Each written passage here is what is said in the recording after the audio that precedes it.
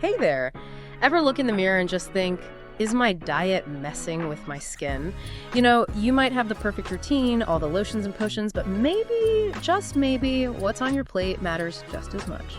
Welcome to the deep dive. We dig through the research so you don't have to. Exactly. And today we're looking into that really interesting link between food and, well, how our skin looks and feels. We've pulled together findings from top medical journals, big health organizations, really solid, well-reviewed publications. Our mission today, pretty simple, really. We want to flag some common foods that might be causing skin issues without you realizing it, and crucially, explain why. Okay, yeah, let's get into that because it seems like all these credible sources are pointing to the same idea. Good skin really does start from the inside out.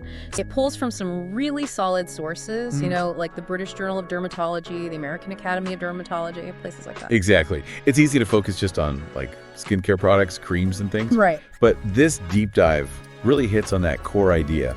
What you eat matters a lot for your skin. Our goal here is to basically flag the foods mentioned in this document that might be linked to things like dull skin, breakouts, inflammation, even, aging signs showing up maybe a bit too early. Okay, let's jump in. First up, processed meats. We're talking ham, salami, hot dogs, bacon. What's the deal with those for skin? Right, so the document highlights that these are usually packed with nitrates and sodium. Okay. What's really key here is the nitrates they contain. Research suggests these aren't just generally bad. They can actually trigger inflammation pathways. Inflammation, right. We hear that word a lot. So it's not just a general health thing. It can show up right on our skin. Absolutely. And on top of that, these meats are usually packed with sodium. By sodium, well, nitrates and sodium. Okay. And the nitrates. Well, they're linked to inflammation generally in the body. Uh-huh. And that inflammation can definitely show up on your skin, maybe as redness or just general irritation. And the sodium part, salt, how does that play in? Well, too much sodium, according to the source, can actually mess with your collagen. Oh, wow. Yeah. Collagen's that protein keeping your skin firm and, structured. Yep. Damage that. And you might start seeing more fine lines, maybe wrinkles, premature aging, basically. That makes sense. Okay, number 2, dairy, milk, cheese. Common stuff. What's the skin connection there? This one's interesting. The document suggests dairy can cause a rise in insulin levels for some people. Insulin? Oh. And when insulin goes up, it can sort of trigger other hormones, might affect cortisol, the stress hormone. Right. And that change, that hormonal shift, can signal your skin's oil glands to produce more sebum. Sebum, the oil, which can clog pores. Exactly. Clogged pores often mean, acne, breakouts. So dairy could potentially lead to acne for some. Potentially, yes. It's really individual, though. The document implies not everyone will react this way to milk or cheese. Something to keep in mind if you struggle with breakouts. Good point. It's not a one-size-fits-all thing. Okay, what about white bread and, I guess, refined carbs more generally? Yeah, white bread is a big one mentioned. Like dairy, it can cause those quick spikes in blood sugar. Right. Which means, again, an insulin surge. And the source directly links those insulin spikes to acne developing. So it's that rapid sugar hit. That's a key part of it, yeah. Yeah. Plus, white bread often has gluten. For people sensitive to it, gluten can cause digestive upset. And there's that gut-skin connection people talk about. Exactly. The document touches on this. If your gut isn't happy, maybe due to inflammation from something like gluten sensitivity, it can manifest, on your skin. Fascinating. So it's not just white bread. The document mentions others. Oh, yeah. White rice, pasta made from white flour, pastries, think cookies, croissants, donuts. The good stuff. Yeah, often tasty. But they tend to bring a few problems together. They spike insulin, like white bread.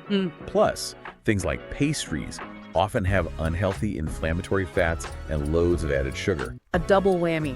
Pretty much. It fuels inflammation and can contribute to breaking down collagen and elastin, the stuff that keeps skin springy. They're high on the glycemic index too, meaning quick blood sugar rise. Okay, so that leads us nicely into sugar itself. Candy, sweets. Yep, sugar gets its own mention. We've touched on the insulin spikes leading to acne. Right. But sugar also does something else. It directly damages collagen and elastin through a process called glycation. Glycation. Yeah, basically sugar molecules attach to these proteins and make them stiff, less effective, less bouncy, you could say. So it ages your skin. It can definitely contribute to premature aging, yes. Yeah. And the acne link is strong too. The document stresses that, an occasional treat is probably fine, but too much sugar, too often, That's linked to both breakouts and faster aging. Good to know. Okay, what about alcohol, that glass of wine or beer? The main issue flagged with excessive alcohol is dehydration. Ah, okay. Dehydrated skin just doesn't look its best. It can make wrinkles and fine lines seem more obvious. Might even make dark circles look worse. Right. And similar to sugar's effects, the document mentions alcohol can also deplete collagen over time. So again, contributing to that aging process, moderation seems key. Definitely. Okay, potato chips, a classic snack. Potato chips fall under the fried foods category mentioned. They're often cooked in hydrogenated oils. Unhealthy fats. Exactly. Inflammatory fats. And the document suggests these can really aggravate inflammatory skin conditions. Think acne, rosacea. If you have those, fried foods like chips might be making things worse. Okay, now whey protein. This is interesting because it's often seen as healthy, right, for fitness. It is. But surprisingly, maybe. A lot of people report getting acne when they use whey protein supplements. Really? Why is that? Well, the document points out that whey is essentially concentrated dairy. Ah, back to the dairy connection. Exactly. So if someone is sensitive to dairy, even if they don't realize it, a concentrated form, like whey protein, could definitely trigger breakouts. So what's the alternative? The document suggests looking into vegan protein powders, pea protein, rice protein, that kind of thing, if you suspect whey is causing issues for you. Good tip. Now this next one surprised me. Spices. Yeah, it's less common, but the document does mention it. Even spices that seem pretty mild, like cinnamon, cloves, fenugreek, even vanilla. How could they cause problems? The idea presented is that some spices can increase heat in the body, make you sweat more. Okay. And for some susceptible individuals, that extra heat and sweat could potentially contribute to clogging pores and leading to acne. Probably not a major trigger for most, but something to consider if you're tracking patterns. Interesting. And then there are just processed snack foods generally, beyond chips. Right. Think packaged crackers, some types of granola bars, things like that. They often contain a mix of those things we've already discussed. Unhealthy fats, refined carbs, maybe sugar, plus various additives. And these can irritate the skin. That's what the document suggests, yeah. They can contribute to overall inflammation, which, again, can show up on your skin. Makes sense. Finally, the document mentions specific allergens. Yes, and this is super important for people who know they have sensitivities. Things like eggs, soy, wheat, peanuts, shellfish. Allergens. Exactly. If you're allergic or sensitive, eating these can kick off an inflammatory response in your body. And that can show on the skin. Absolutely. Rashes, redness, hives, even acne flare-ups can be triggered by food allergens in sensitive people.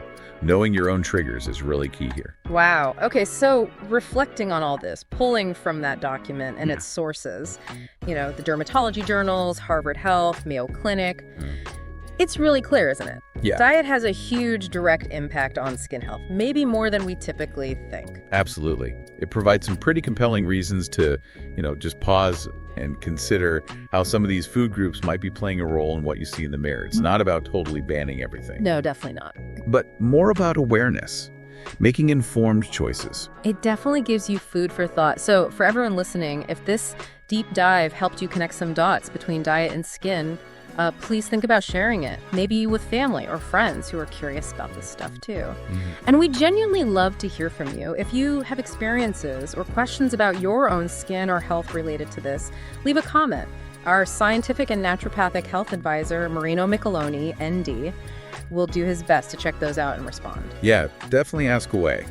And make sure you join us for the next deep dive. We'll be flipping the script, looking at the foods mentioned in the source that can actually boost your skin health. Yeah. Give you that glow. Ooh, looking forward to that one. The positive side. Exactly. Okay, thanks so much for tuning into this deep dive. We'll catch you in the next one.